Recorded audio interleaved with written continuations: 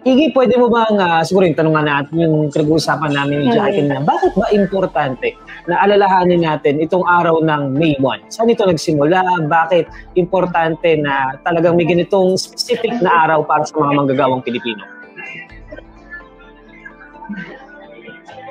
Siguro, pwede natin simulan dun pa lang sa pag-usbong ng mismong uri ng manggagawa.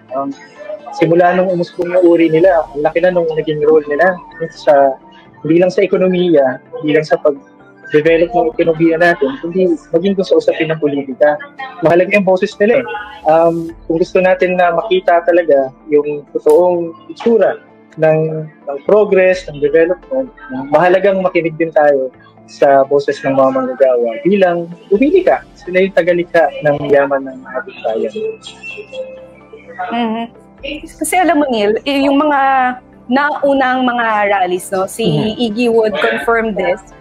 Dahil sa mga rallies na to, ng May 1, na-abolish yung child labor, di ba? I mean, hindi pa totally na-abolish ngayon, pero napag-usapan ng child labor.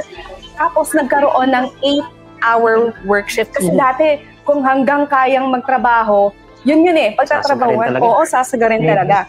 Pero ngayon kasi, ang napansin namin, no, lalo na sa mga coverages, ang lagi nang hinihingi ay yung wage increase. Oo, ganun kahalaga, no, ang wage increase. Sa tingin mo, itong mga rallies na ito would be fruitful na baka naman sakali ay magkaroon ng effective call-out sa gobyerno na maitaas ang sweldo?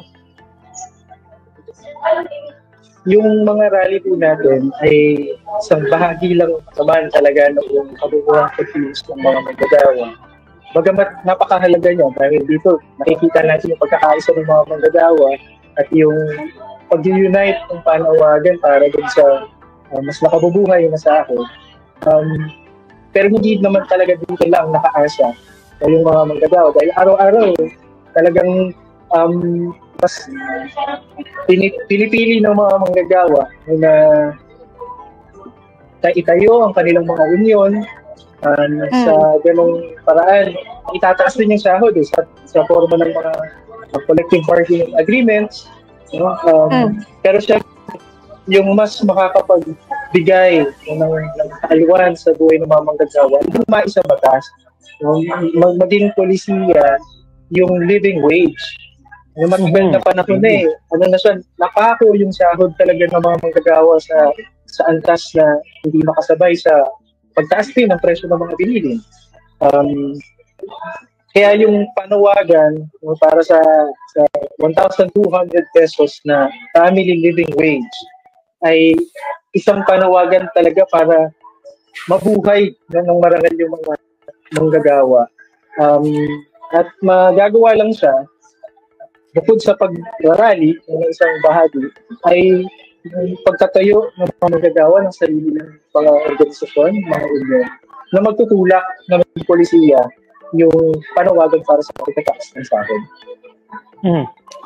Iggy, kanina pinag-uusapan nga namin ni Jackie, no, na meron tayong mga kababayan, ilang mga kababayan na iniisip nila pag may nakikita silang rally, magkukos lang yun ng traffic, magkukos lang yun ng hassle. Ano yung masasabi natin sa mga kababayan na parang ganun yung pagtingin sa mga rally at sa mga, gaya ng mga pangyayari ngayon na may mga rallies itong ating mga workers groups. Although we can't blame them kasi yun yung kanilang nararamdaman at nararanasan.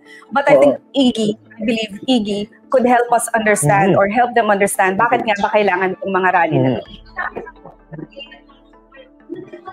Siyempre, una-una, hihingi ng pasensya naman talaga yung mga ating manggagawa sa ilang minuto, ilang oras na nakaharang sa kalsada ang ating mga manggagawa. Pero sa parehong paraan ay pinapaliwanag din natin na isang araw lang po yung kinukuha ng mga manggagawa mula sa araw-araw hinihingi sa kanila ng ating lipunan na likain yung yaman na mayroon ng bansa. At kasama sa ipinaglalaban ng mga manggagawa yung mga karapatan din ng karaniwang mamamayan. Bilang mga manggagawa ay bahagi ng karaniwang mamamayan. Yung pagtaas ng sahod ay hindi po kasama yung ilang manggagawa ay mararanasan din nila yung pagtataas ng sahod, kung yun ay maipagtagumpay. Kasabay din naman nung hindi lang mga panawagan ng mga manggagawa, yung maririnig tuwing may protesta, kundi maski yung mga panawagan para sa pamamahagi ng lupa, para sa mga magsasaka, maski yung pagre-regularisa ng trabaho para sa mga kontraktual, dagdag na karapatan para sa mga kababaihan o LGBT. Lahat ito po ay sinusubukang makapture sa ating mga pagkilos. Kaya sana maunawaan ng ating mga mamamayan na ang araw na ito ay araw para sa lahat, hindi lang para sa mga. So araw para sa lahat dahil lahat tayo ay naghahanap buhay. Oo. Ang araw ng manggagawa ay araw para sa lahat. Para sa lahat. Kasi kahit hindi ka nagtatrabaho, may nagtatrabaho para sa iyo, di ba? Yung mga kabataan, di ba? Meron at merong epekto ang mga manggagawa, mga naghahanap buhay. Kaya araw nating lahat ito. Maraming salamat, Iggy. At mabuhay kayong manggagawa.